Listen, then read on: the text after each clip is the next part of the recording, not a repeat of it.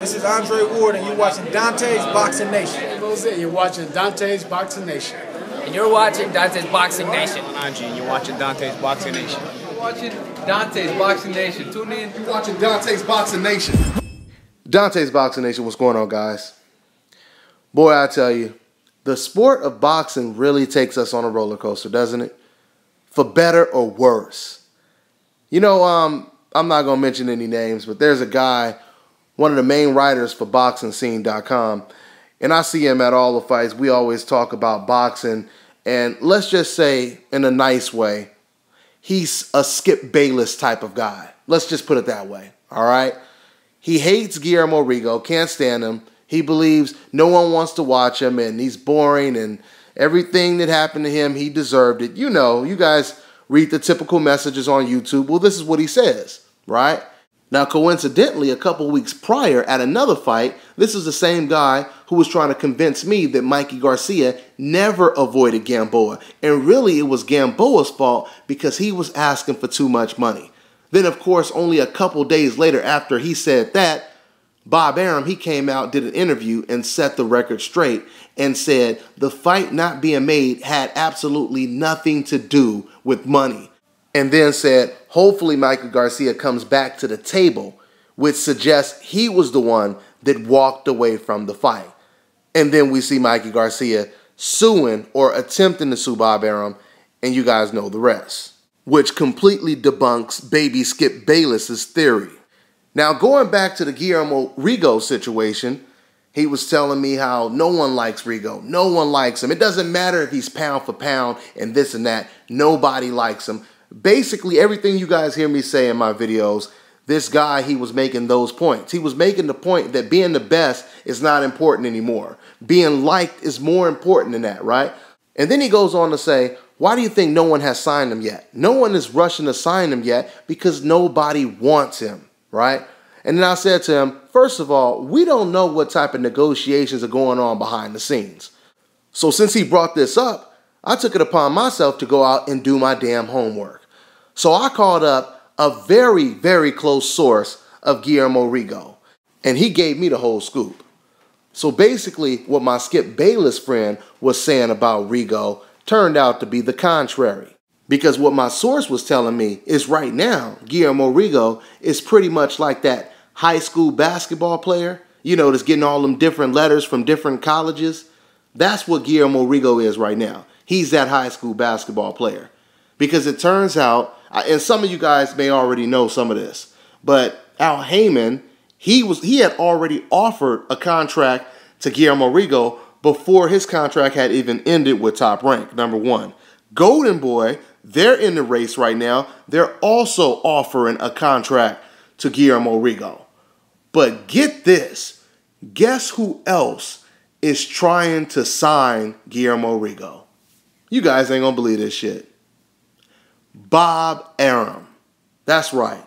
Top Rank is trying to re-sign the guy that they claim would be damn near impossible to sell to the public. Is that crazy or what? Now, I know, for you guys that's been following the news, you already know that Guillermo Rigondeaux is talking about possibly fighting Chris Avalos, which is a very good fight, okay? That's a very good fight. That's a very good look for Guillermo Rigondeaux. Now, we already know that if he's fighting Chris Avalos is a top-ranked fighter. Now, my source is telling me that Bob Arum is negotiating with Guillermo Rigondeaux right now as we speak. Now, a lot of people don't know this as well, but once Nonito Donaire left 122, Guillermo Rigondeaux was the highest paid fighter at 122. So Bob Arum, according to my source, he doesn't believe that Rigondeaux is worth the money that he offered him the first time around, but he still wants him though. So they're basically, you go high, I go low type deal is going on right now. It's a negotiation. But this is just unbelievable. This is ironic, to say the least, the fact that the man that never wanted to promote this guy, didn't even want to air him on HBO, now all of a sudden he wants to re-sign Guillermo Rigondeaux? It doesn't make sense. Now, of course, according to my source, Al Heyman wanted to sign Guillermo Rigondeaux, but Al Heyman doesn't want Khabib Promotions to be a part of the deal. They want to cut them out the deal. They want to, promote him solely. So that's what's kind of holding them back. Now, I can't understand what would be the incentive for Guillermo Rigondeaux to want to go back to that top-ranked nightmare. Now, we all know if Guillermo Rigondeaux goes with Golden Boy, then he has an opportunity to kind of trap and corner someone like a Leo Santa Cruz to where he would be forced to face Guillermo Rigondeaux eventually, just like Nonito Donaire had to, right? But if he goes back with Top Rank, which makes no sense to me, no matter who's at Top Rank, he has the Chris Avalos fight, of course, and then they may be trying to set up him against Lomachenko in the future. But I would never go back to Top Rank if I was Guillermo Rigondeaux, no matter what they were offering, especially if you have Golden Boy, Al Heyman on the other side, right? Now, my source also believes that Guillermo Rigondeaux is actually very loyal to Khabib Promotions, and even though the Khabib Promotions contract is almost up, he believes that Rigondeaux is going to re-sign with them, which would possibly avert a deal with Al Heyman. Because once again, they don't want to do business with a co-promoter. Okay?